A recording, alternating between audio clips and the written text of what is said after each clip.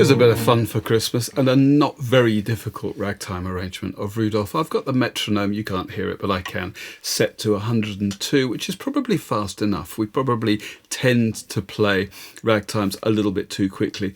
So at a slightly more sedate tempo, well, that has its own rewards, not least of which is it's a lot easier to play. I've got a capo on the 3rd fret here, so I'm playing as if in G. I'm actually in the key of B flat for no better reason than that I quite like the relative compactness of the frets up here. With the capo on the 3rd fret, it's shortened the neck slightly, and that suits my hands.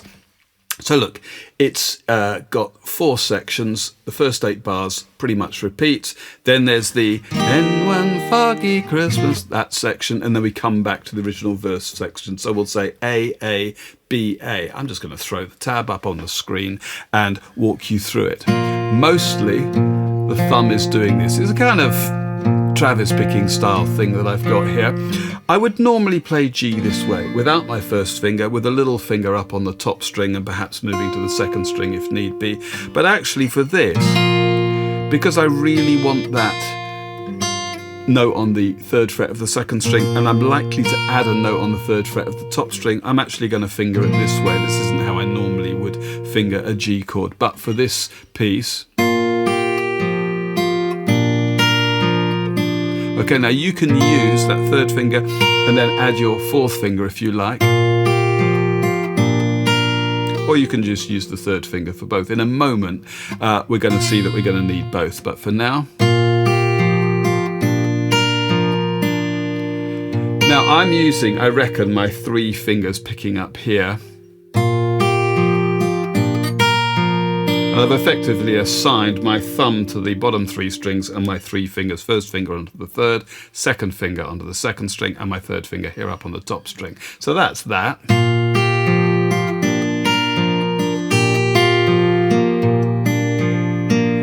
Not tricky.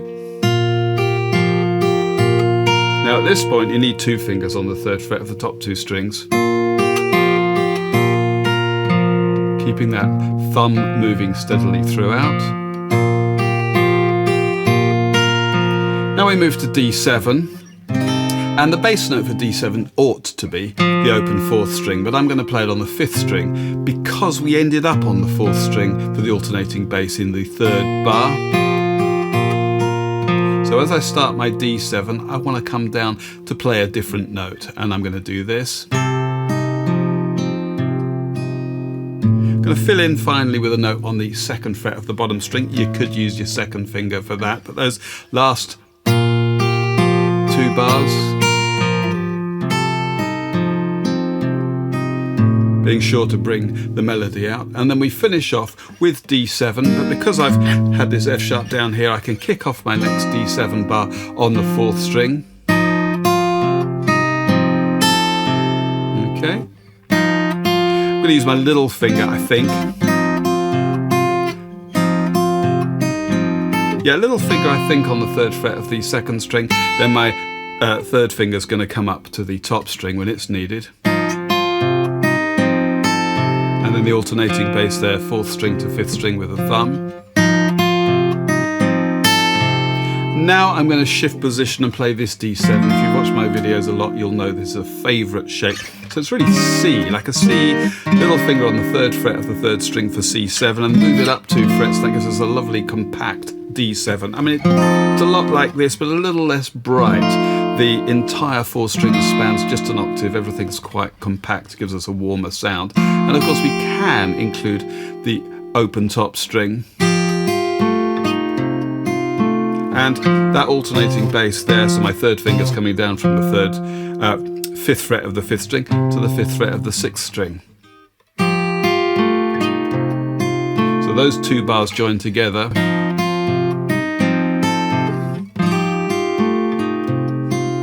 I'm going to stay on this shape for the next 3 beats of the following bar. And then I'm going to come down here. I might play just the 6th string and the 3rd string. I might add the open 4th string. Who knows? And then I'm back onto G. So those last 4 bars.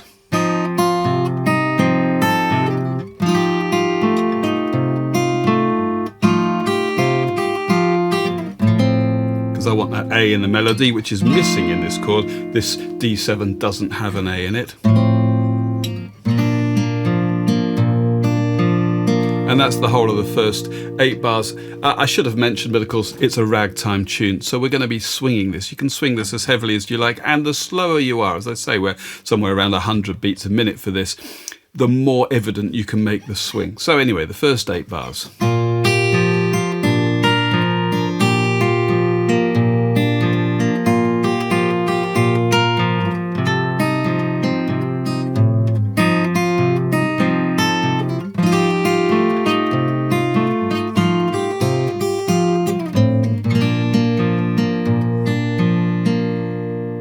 Okay, the second 8 bars is exactly the same, except for the last 2 bars.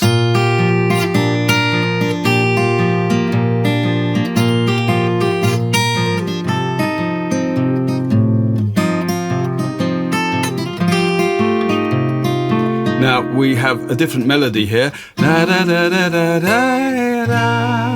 I'm going to reflect that in my picking. I'm going to this D7 again. Putting the little finger up on the 5th fret of the top string and filling in with the 4th fret of the 4th string there, back to the G. Now the middle 8 begins on a C, so really I want to set that up with a G7, so I could do that, but that note, that's quite bright, that's not in the melody, and I don't want it to be confused with the melody, so I'm going to introduce that here instead. 3rd fret of the 4th string with my little finger.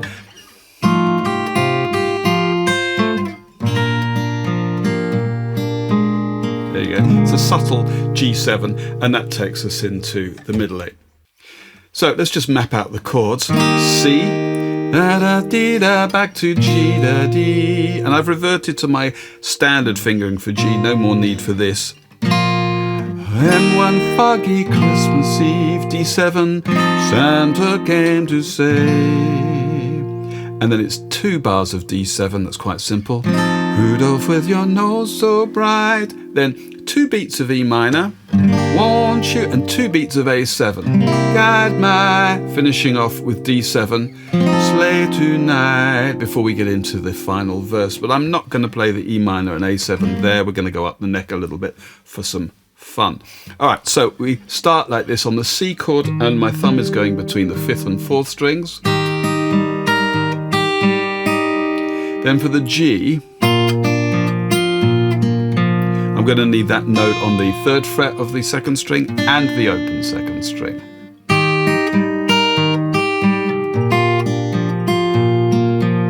Back to this D7, alternating as before.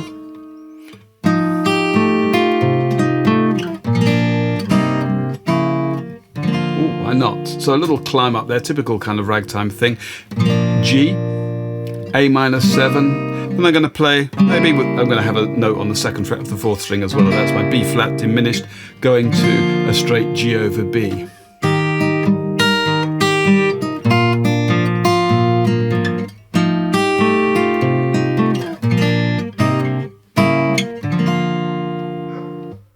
Then the final 4 bars, I'm going to do my 2 bars of D7 differently. I'm going to start down here. My melody actually begins on the 3rd string. Okay, that's how I'm doing that. Then I'm going to come up here. It's an A7 type bar chord. That's how the melody goes. Okay, and we're going to finish off, won't you? It's an E minor, but rather than bar an A minor shape at the 7th fret, I'm just going to do it here. 2 of those. It's an A minor effectively pushed up to the 8th and 9th frets, or whatever that is with a kappa 1. I can't count, but you'll work that out. And I'm going to come down to this. It's top 4 strings of an A chord, but I'm not going to play the top string. And I'm going to put my little finger momentarily on the 7th fret of that 2nd string with the open 5th string.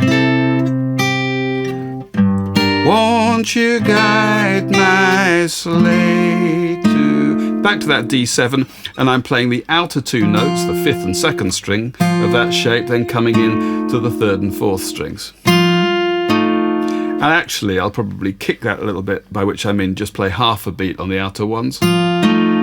Sleigh tonight, won't you guide my sleigh tonight? Down there.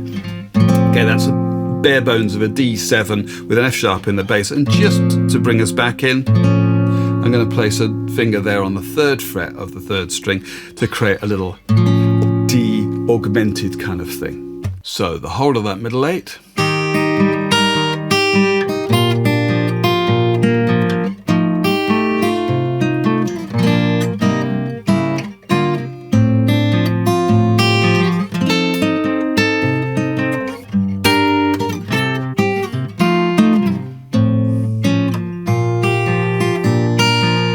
And the final 8 bars ends exactly the same way as the second 8 bars with this. And